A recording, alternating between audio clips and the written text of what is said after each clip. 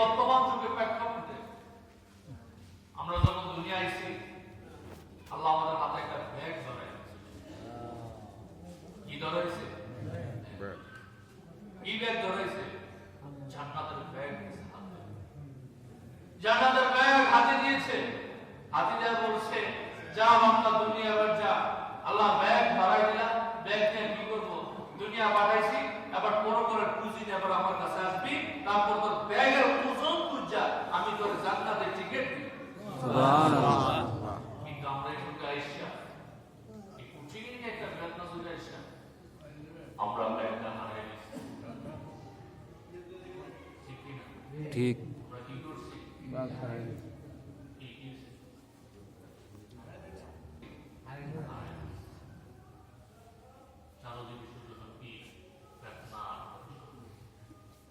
এই ফিতনা অবস্থায় আমার নবী বলেন, আমার শেষ জামানার উম্মতরা খুব বিপদে পড়বে। কতটা বিপদ? সাহাবায়ে কেরাম জানতে চাইলেন, ইয়া রাসূলুল্লাহ, বিপদটা কেমন হবে? তাই সাহাবায়েরা আগে বললেন, হে আমার সাহাবা, তোমরা চুলার থেকে একটা আগুন নিয়ে আসো। তা আছে একটা বছর তোমার হাতে আগুন কতক্ষণ রাখতে পারবে?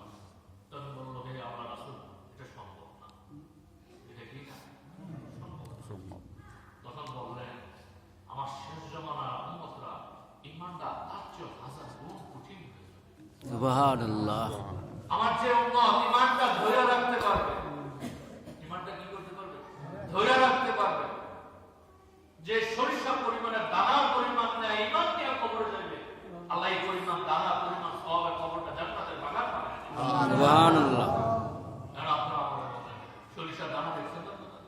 জি। ছোট।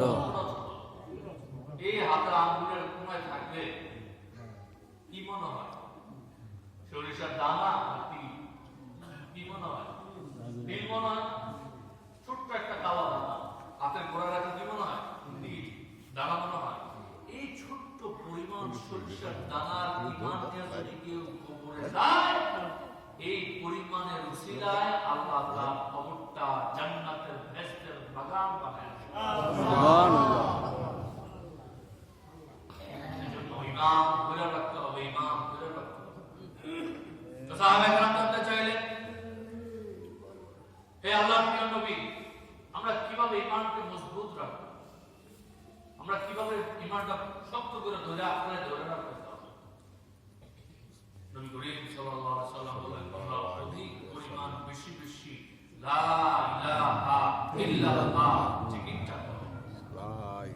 লা ইলাহা ইল্লাল্লাহ জিকিরটা বেশি করো এবং কন্টিনিউ যত জিকির আছে চালায়া যাও। জিকির করলে শয়তান তোমার কাছে আসতে পারবে।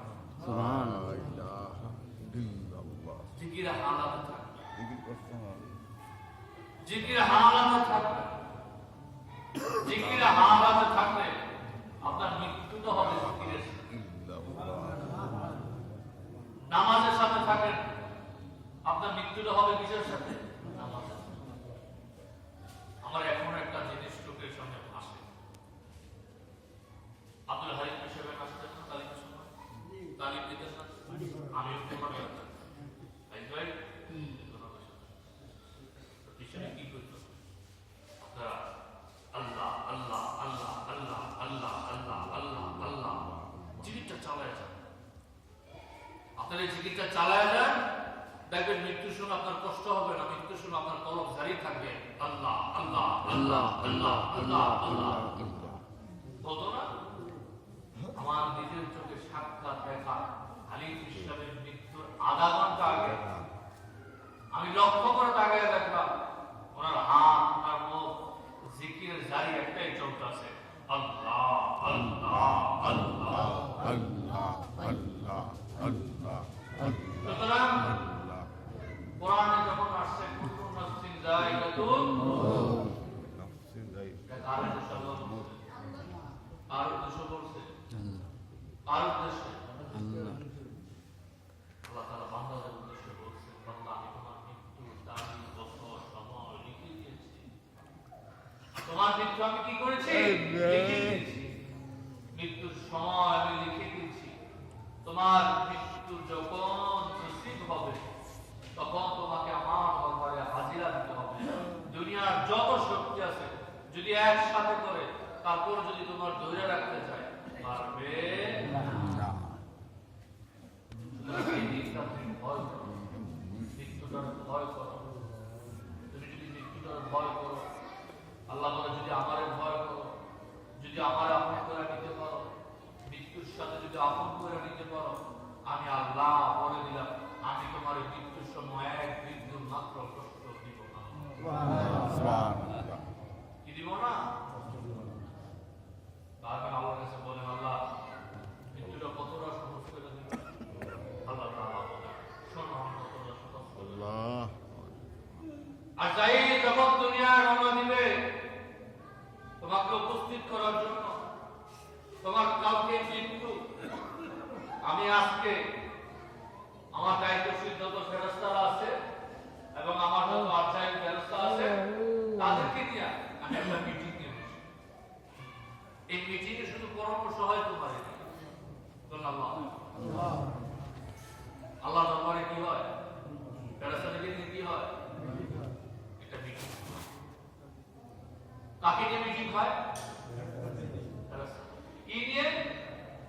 এই যে আল্লাহর একজন প্রিয় বান্দা দুনিয়ার সফর থেকে চলে যাবে, দুনিয়ার মায়া ত্যাগ করবে, আল্লাহর দরবারে হাজিরা দিবে, আল্লাহ সকল দায়িত্বদেরকে ডেকে রেখে দায়িত্ব বর্ণন করবে। বিশেষ করে আজরাইলকে বলে আজরাইল তুমি তো কালকে দুনিয়ায় যাবা, আমার ওই বান্দারে আমার দরবারে হাজিরা করবা, আর যাই শুনতে রাখবো আমার এই বান্দা যেন এক বিন্দু মাত্র যেন কষ্ট না হয়। এই বান্দা আমার জিকির করছে, আমার নামাজ পড়ছে, আমার ভয় করছে, খবর আজাব ভয় করছে, ভয় করে জীবনে নামাজ ছাড়ে নাই, আমল ছাড়ে নাই, মৃত্যুর আগ পর্যন্ত সেই ইমানটা আমলটা আঁকড়ায় ধরে রাখছে। আল্লাহ কতটা সহজ করবে। আল্লাহ তাআলা বলে এবার দুনিয়া তাকাও। তো তাকাইলাম, আল্লাহ কি দেখাইলা কি বললাম, আল্লাহ তাকাইলাম দেখলাম বুঝলাম, তুমি দেখতে পাইতেছি মায়ের গর্ভে একটা শিশু পাঠাইছে। কি পাঠাইছে? শিশু পাঠাইছে। তাছাড়া কি দেখলা কি বুঝলাম, আল্লাহ দেখলাম মায়ের গর্ভে একটা সন্তান পাঠাইছো, মায়ের গর্ভে সন্তান দুধ খাইতে খাইতে ঘুমায় গেছে, মা জানে না, মা জানে না। তাছাড়া কি বুঝলা, কি শিক্ষা দিলা? আল্লাহ এটা শিখলাম, তুমি এটা বুঝাই দিলা তোমার বান্দারে এমন ভাবে তোমার দরবারে হাজিরা করবো তোমার বান্দা যেন ঘুমায় তোমার কাছে চলে আসে, এক মৃত্যু মাত্র যেন কষ্ট না পায়। সুবহানাল্লাহ। আর যাই অনুমতি দেয়, অনুমতি নিয়ে যখন রওনা করে, আর আল্লাহ তাআলা দায়িত্বশীল ফেরেশতাদেরকে আরো যতজন আছে ডাক দিয়ে ঘোষণা দিয়ে বলে আমার বান্দা আমার কাছে হাজিরা হবে, আমার কাছে আসবে। সুতরাং কে কোথায় আছো? আমি তো সপ্তম আসমানে থাকি, প্রথম আসমান থেকে সপ্তম আসমানের যতটা দরজা আছে আমার এই বান্দার জন্য সব দরজাগুলো খুলে দাও। সুবহানাল্লাহ। সব দরজাগুলো খুলে দাও। আমার বান্দা যে রাস্তা দিয়ে আসতে চায়, যে দরজা দিয়ে আসতে চায়, তার জন্য কি নাই? কি নাই? এটা হবে মুহূর্তের মৃত্যু। তাদের জন্য আমরা কি মুহূর্তের মৃত্যু চাই না কাফেরের মৃত্যু? আমরা কাফেরের মৃত্যুটা মনে জানি না? না জানি না? জানি না জানি? জানি। সুতরাং আজকে দিকে না যাই, আমাদের সময় খুব কম। আপনারা এখানে আসছেন কিসের জন্য? কেন আসছেন? আল্লাহকে পাওয়ার জন্য, আল্লাহর ওলি হওয়ার জন্য, ঠিক না? এখানে ওলি হওয়ার জন্য আসছেন, আল্লাহর আপন করে নেওয়ার জন্য আসছেন, নবীর আপন করে নেওয়ার জন্য আসছেন। বাবারা আপনারা মনে করেন যে ধামতির যায় নাই, কোন ফায়দা কি আজও আছে? অথচ ধামতির মসজিদ কেবলা আজিমুদ্দিন বিষয় বইলা গেছে, আজিমুদ্দিন বিষয় বইলা গেছে।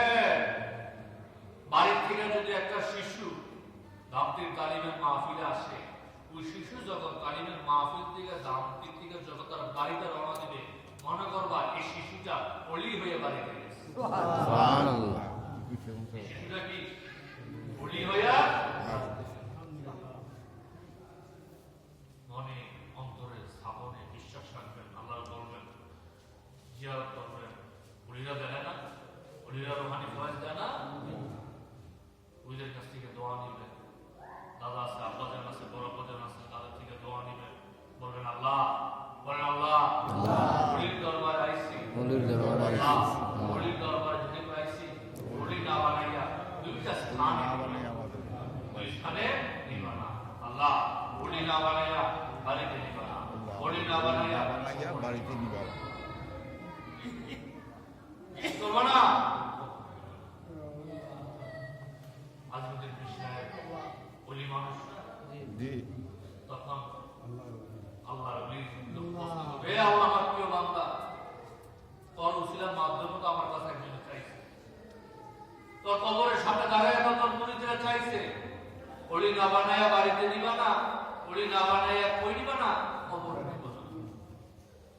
আজকের বিষয়ে কবর থেকে দোয়া করবো, আল্লাহ, আমার ওলি, আমার বন্ধুরা তো আমার কাছে আইছে, আমার মুরিদরা আমার কাছে তো বিশ্বাস করে আইছে, আল্লাহ, যারা আমার কাছে আইছে, আমার কাছে উসিলার মাধ্যমে করছে, আল্লাহ, তুমি তাদের খাইয়ে দিতে যাইবে না। সুবহানাল্লাহ। কি করবো না? হায়াতে ফিরে আল্লাহ তাআলা যে দুইটা জিনিস চাইছে, যে সমস্যার কথা বলছে, তুমি কি করে দাও, মুক্তি ছিল কবুল। আমিন। সুতরাং কিন্তু ওই অলির কাছে কিছু চাওয়া যাবে, আধুনিক বিষয় কাছে চাওয়া যাবে। এই অলির উসিলা, এই অলির মাধ্যমে কার কাছে চাইতে হবে? আল্লাহ চাইলে আল্লাহ দেয়নি, দেয়নি না, দেয় না, সবার কোনো দেয় না। দেয় আস্তে বলতে আল্লাহ দেয়নি, দেয় না দেয় না, দেয় আল্লাহ যারা দেয় দিয়ার কইরা দেয়, সুবহানাল্লাহ। আর আল্লাহ যারা দেয় না এটা বুঝদার না। আল্লাহ কম হোক বেশি হোক সবাই দেয়, হিসাব পরিমাণ বুঝা দেয়, ঠিক না? আল্লাহ তাআলা আমাদের সকলকে, আমরা যত আমল জানি, জিকির আজকার জানি, আমরা এই আমলগুলা কতদিনের জন্য? 2 বছর, 3 বছর, 4 বছর, মৃত্যুর আগ পর্যন্ত আমরা আমল করে যাবো ইনশাআল্লাহ। ইনশাআল্লাহ। আমাদের তালিমের যে পাশাপাশি আমরা সবাই জানি, ঠিক না?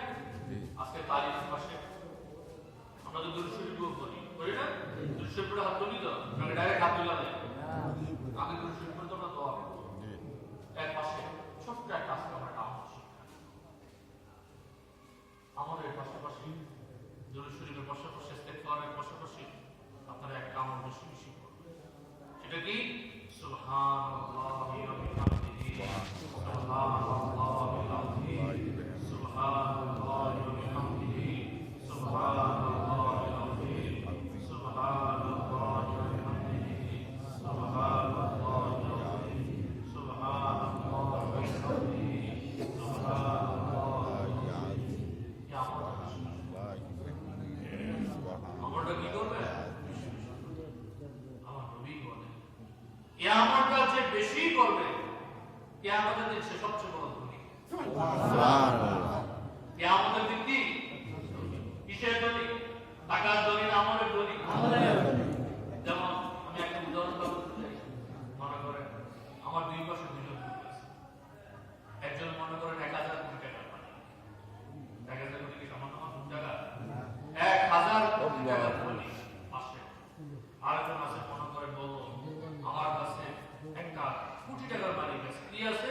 উনি বলবো আমি দিনে 70,000 বার সুবহানাল্লাহি ওয়া বিহামদিহি, সুবহানাল্লাহিল আযীম। আমি না দিনে 70 বার কি?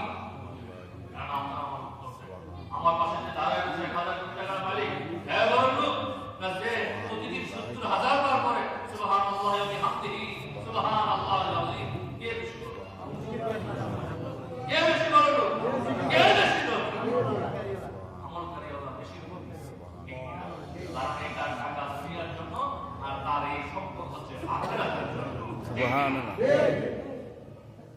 সুতরাং আমরা সবসময় আখিরাতের পুঁজি তৈরি করব ইনশাআল্লাহ।